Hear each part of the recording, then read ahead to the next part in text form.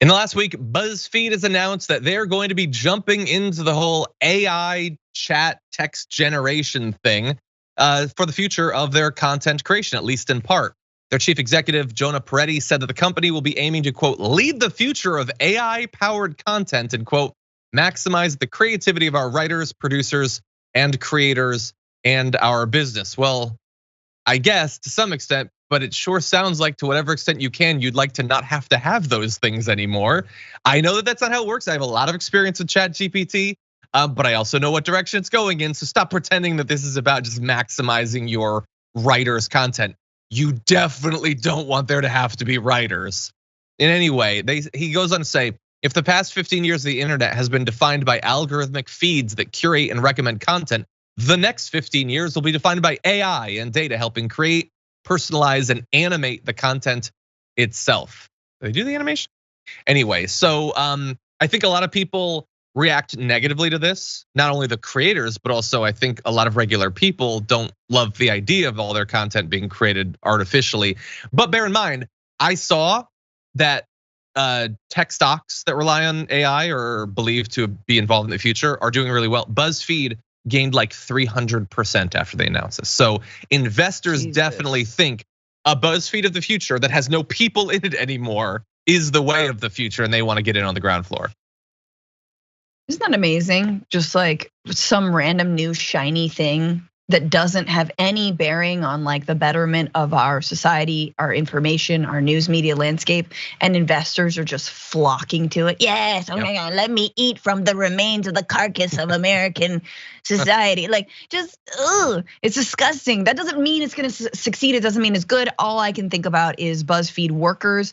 They formed a union not so long ago. And this is again an attempt to precarize, make precarious media jobs, which honestly, as someone who's worked in media and Buzzfeed-like outlets, I can tell you they are very, very precarious in and of themselves. They rely on platforms like YouTube and Facebook for their funds and their money, largely.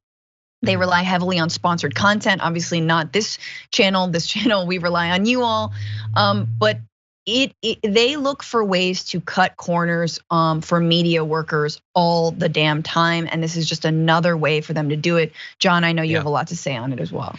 Yeah, look, we can have debates, and we'll continue to, because I'm a nerd, about people employing these sorts of things. Like I use Midjourney, I use ChatGPT, I want to understand these things, so I want to be aware, so I'm using it. I think that artists could use this sort of stuff. I think in some ways. Sure. We can have a debate about that, and I might trust some individuals and not trust others. You know what I don't trust? A major corporation.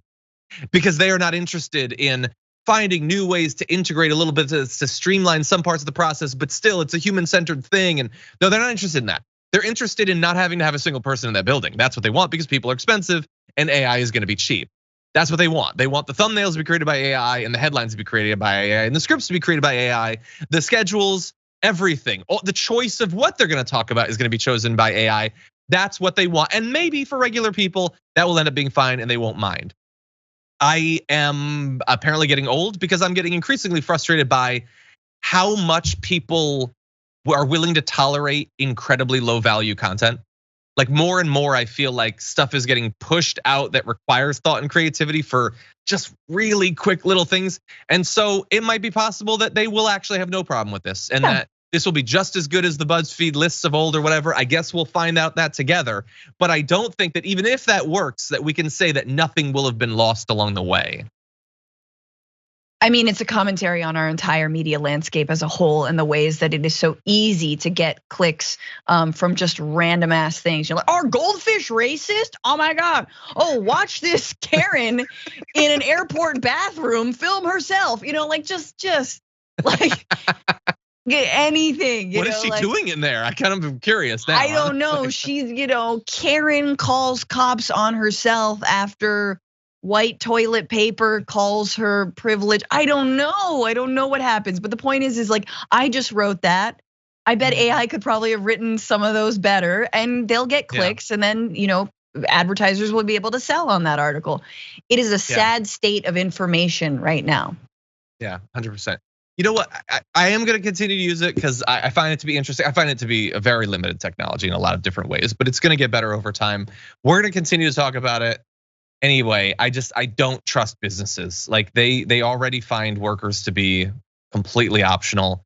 I have in my research though, I did have a little bit of fun. Really fast. If we jump to graphic 7, one of our producers actually shared this in our chat. This is like the sort of like low quality. This is Trump retweeted this image of himself as a military officer walking with a lion in front of a helicopter, and I speculated, well, that's definitely just AI generated, right?